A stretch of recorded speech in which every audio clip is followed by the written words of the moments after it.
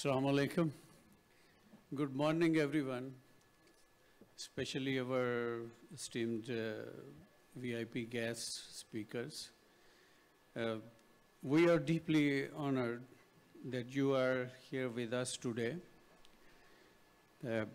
You represent a leading group of compliance professionals, regulatory bodies, corporate councils, risk management professionals, CEOs and managers who acknowledge a need to stay updated on the trends and issues affecting your organizations and are taking bold steps to improve, protect, and fortify those organizations. Specifically, thank you so much for our VIP guests. Youngber Hagia Tansiri, Datu Haji Azam bin Baki, the Chief Commissioner of Malaysian Anti-Corruption Commission, taking time. We know, it's a responsible position. Taking time is not easy. And this is really always appreciation that originally it's our second event in Malaysia, and MACC Sports is always there whenever we called to not only to spread the awareness to different steps we are taking against the bribery and corruption, but always share their knowledge, case studies, understanding, and the future plans how to prevent bribery from not only from the civil lives but specifically from the corporate sectors. We have this experience that Malaysia is always proactive when we have anti-corruption activities, not only responding with proactive measures. We personally have this experience as a certification body to conduct different audit or activities for the organizations within the scope of ISO 37000. And we realize that Malaysian organizations are very serious and taking serious steps to prevent bribery at first place, and not only to create adequate procedures, but also to more focus our investment on training and awareness sector. And this is really appreciative, and it's one of the unique example we never have experience in, especially certain other Southeast Asian countries.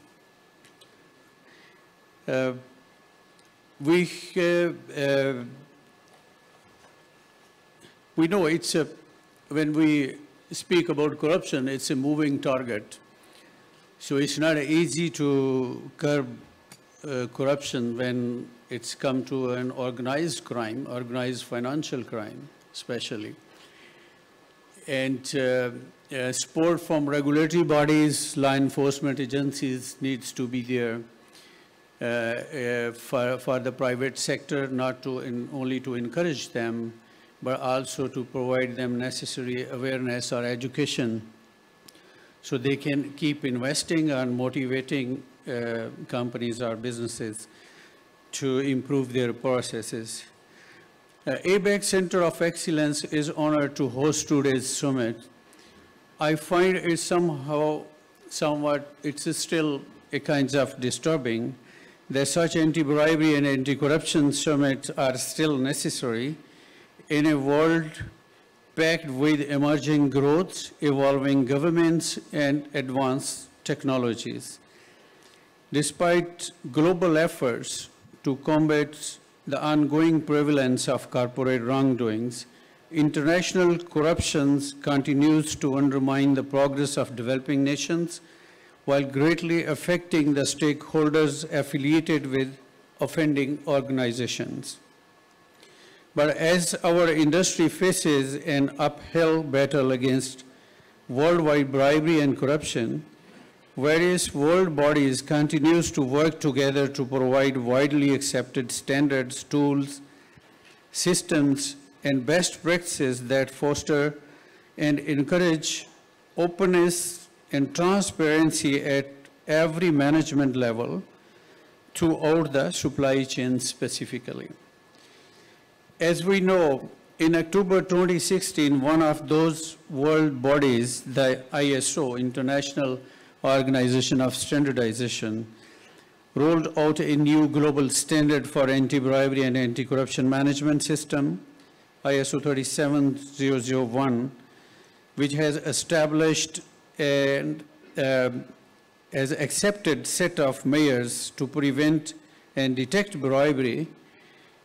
And you will learn shortly, I mean, there are several other standard best practices from our expert speakers relevant to the anti-corruption, anti-bribery, as well as how to demonstrate adequate procedure, which is one of a favorite topic, that what should be the adequate procedures, just policies, procedures, and there needs to test those procedures that somehow, or we just need to have a set of policies and procedures. So it's still a question that what will be the level of advocacy of the adequate procedures and policies to ensure effective preventive measures against the bribery and corruptions. So we are all well aware of the high cost of corporate corruption, from damaged reputation and negative investor perception to legal action, stiff financial penalties and jail terms of corporate directors, bribery and corruption even at the third-party level, that can devalue brand and stock and distress a thriving organization. Collectively, corruption can weaken government, fuel organized crime, stifle economic growth, and discourage development, which is precisely why we launched the ABEX Center of Excellence, which is one of our objectives, the key objective, to develop this organization are to educate, equip, and support the world's leading business organization with the latest in best practice due diligence process and procedures, and is designed to help organizations mitigate the internal and external risks associated with operating, especially in multi-jurisdictions and multicultural environments. As such, our goal today is to supply the tools you need to continue building a corporate culture that value ethical behavior and to provide you with the knowledge, information, and solutions necessary to protect your organization from the many risks associated with bribery and corporate corruptions.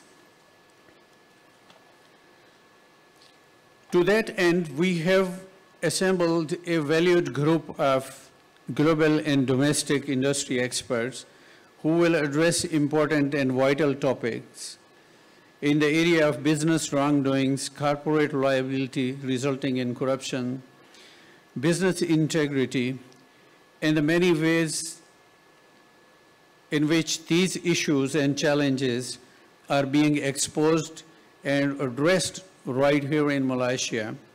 And because we are fortunate to have some of the best minds in the business with us today, we have scheduled a panel discussion this afternoon in which you will be able to pick their brains on the topic of particular interest to you.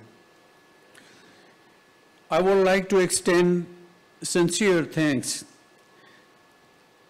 to the many talented individuals we have in our organization, the ABEX Center of Excellence, who work diligently to plan, coordinate, and present this event, and to our respected speakers who have contributed their time and resources to share their knowledge with us today.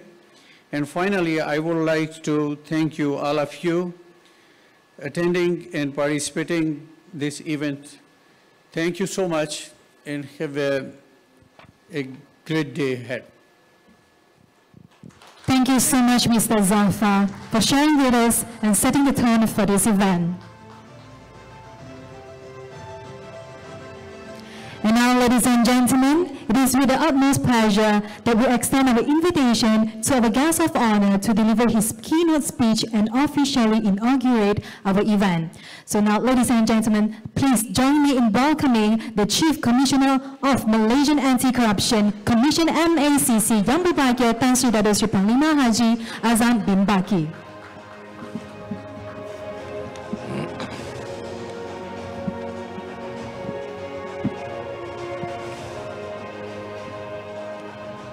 Thank you, my dear MC. Bismillahirrahmanirrahim. Distinguished delegates and participants. A gracious good morning to each and every one of you. It is with immense pleasure and deep gratitude that I stand before you today at this prestigious Anti-Bribery and Anti-Corruption ABEC Summit 2023. This gathering marks a significant step forward in our unwavering commitment to combat bribery and corruption. And I extend my heartfelt gratitude to all of you who have contributed in making this event a reality.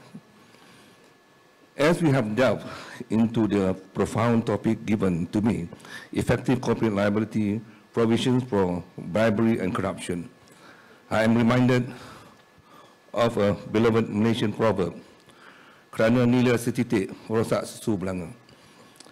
Loosely translated, it means that just a single drop of ink or dye can ruin an entire pot of milk. Hence, corruption can taint an entire system. This adage encapsulates the essence of our missions to safeguard our corporate environment from the insidious grip of corruption. In being serious, there is always room for a dash of humor. They say that fighting corruption can sometimes feel like untangling earphones, a bit frustrating, but once sorted out, the harmony is worth it. Since our inception as an ACA in 1967, the Malaysian Anti-Corruption Commission, MACC, has been steadfast in its mission to combat corruption. Our focus has predominantly been on individuals or natural persons. Yet, over the years, the landscape of corruption has evolved, becoming more intricate, transnational, and intertwined with vast amounts of illicit gains. What was once confined to the action of the individuals has now permitted into the very heart of corporate entities and commercial establishment. As corruption weaves itself into the fabric of corporations, our focus must expand to encompass a wider sphere of responsibility. The paradigm shift to the birth of fundamental and key provision within the MACC Act 2009, Section 17, capital A, of what we are referring to as an offense by commercial organization. Corporate liability provision is cornerstone of accountability.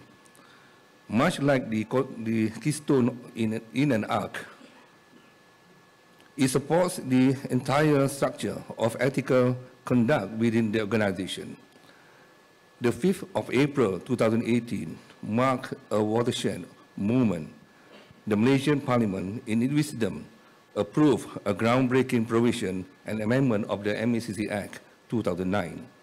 This provision aptly named Section 17, capital A, offense by offense by commercial organization is not just a legal addition.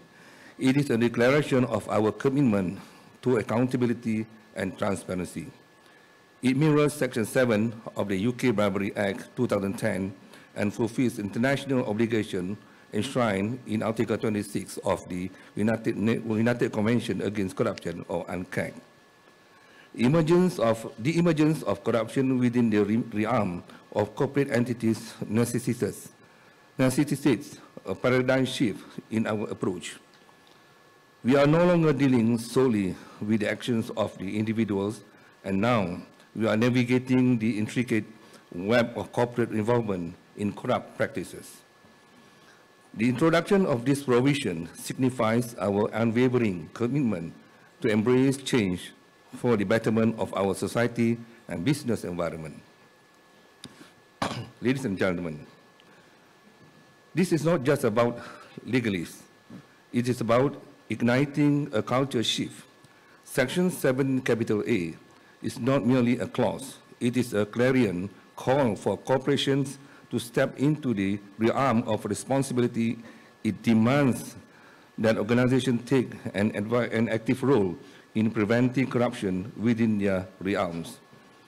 As we gather here today, we stand united in our commitment to foster corporate culture that transcends compliance and truly embraces ethical conduct. From enactment to enforcement, the 2 years grace period leading up to the June 1st, 2020, was a time transition, a preparation, and of collective determination. It was a manifestation of our belief that meaningful change requires thoughtful planning. And today, with the ringing of Section 7, capital A, in a full force, we embark on a new era of corporate responsibility. We have witnessed the initiation of legal proceedings under the provision. Underscoring our dedication to translating words into actions, this provision does not only redefine liability, it reshapes the very essence of how we conduct business. As individuals and organizations, we are presented with an opportunity not only protect to our own interests, but to collect, safeguard the integrity of our economic landscape. Ladies and gentlemen, our dedication has borne fruit. To date, 2 cases have been prosecuted in court, marking a significant step towards enforcing provision of Section 17, capital A. The first case, involving an offshore maintenance company, was prosecuted in March 2021. The second case, concerning a general trading company, followed suit in April this year. This indicates our dedication to upholding the law and our unwavering commitment to combating corruption. Corporate liabilities provision is not just about pointing fingers or assigning blame. It is about fostering a culture of responsibility and transparency. Section 17, capital A, does not solely target any organizations. It holds individuals accountable as well. Directors, controllers, officers, partners, or individuals associated with the management and organization can be held personally liable unless they can prove their innocence through due diligence. However, organizations have the opportunity to defend themselves by implementing adequate measures or adequate procedures to prevent corrupt conduct.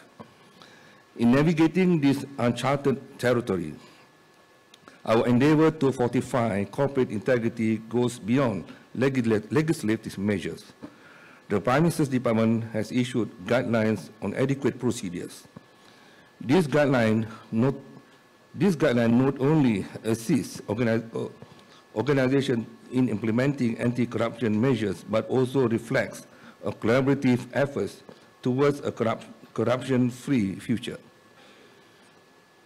Think of it as a receipt book for all anti-corruption fees, guiding organizations towards a buffet of ethical practices. This comprehensive guide ensures that every dish of the menu is seasoned with integrity. It extends to the government interest companies, or GICs, government established companies limited by guarantee, GLB-CGS, and private sectors under regulatory bodies. These entities are now mandated to implement the Organization of Anti-Corruption Plans, or OACP, under the guidance of MECC or any qualified institutions. This proactive approach aims to foster a culture of clean business practices and resilience against the encroachment of corruption.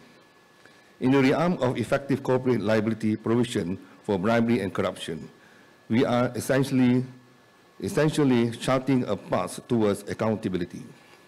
Much like a ship navigating through uncharted waters, we are defining the boundaries within which organizations must operate, boundaries that are shaped by integrity, transparency, and ethical conduct.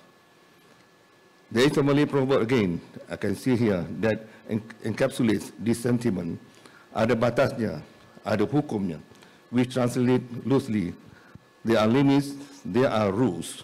Indeed, these rules are the bedrock upon which we build up our fight against corruption. Furthermore, in our relentless pursuit in innovation, I am pleased to share an exciting development that underscores MECC's commitment to staying at the forefront of anti-corruption measures. Our agency, guided by an unwavering dedication to upholding integrity, is actively engaged in exploring new and dynamic avenues to fortify our arsenal against the insidious grip of corruption. As part of our endeavor, we have embarked on an ambitious journey to research and collaboration, focusing on the potential implementation of Deferred Prosecution Agreement, or DPA, here in Malaysia. DPAs, as you may be aware, have been proven to be an effective tool in various jurisdictions around the world, particularly in the United Kingdom and United States. The implementation of DPAs in Malaysia holds a significant promise. It could provide us with a unique mechanism that promotes cooperation, transparency, and also accountability, while granting companies a pathway to rectify their past actions and demonstrate a genuine commitment to reform. DPAs offer an opportunity to strike a balance between punitive measures and restorative justice, fostering an environment that encourages corporate entities to actively participate in eradication of corruption practices. However, I want to emphasize that while we explore the potential of DPAs, our commitment to stringent enforcement and uncompromising integrity remains steadfast. The introduction of DPAs, if pursued, will be underpinned by a rigorous framework that ensures fairness, impartiality, and the utmost dedication to the rule of law. Our intention is to complement our existing efforts and enhance our capabilities to combat corruption, all the while safeguarding the principles of justice and accountability. In conclusion, I extend my heartfelt appreciation to each participant who has embarked on this journey with us. Your insights, your expertise, and your passion propel our shared mission forward. Let us harness this moment to ignite change, not just within boardrooms, but within our collective conscience. Together, let's foster an ecosystem where integrity prevails, corruption withers away, and ethical standards become the cornerstone of corporate conduct. Thank you for your dedication, your unwavering support, and your commitment to this noble cause. Let's embark on the summit with enthusiasm, determination, and a shared vision of a future that shines with the brilliance of ethical excellence. Without further ado, in the name of Allah, most gracious, most merciful. It now gives me great pleasure to officiate this program. Thank you very much. Thank you so much, Tan Sri, for sharing it with us. And may we have Tan Sri to kindly remain on stage and at the same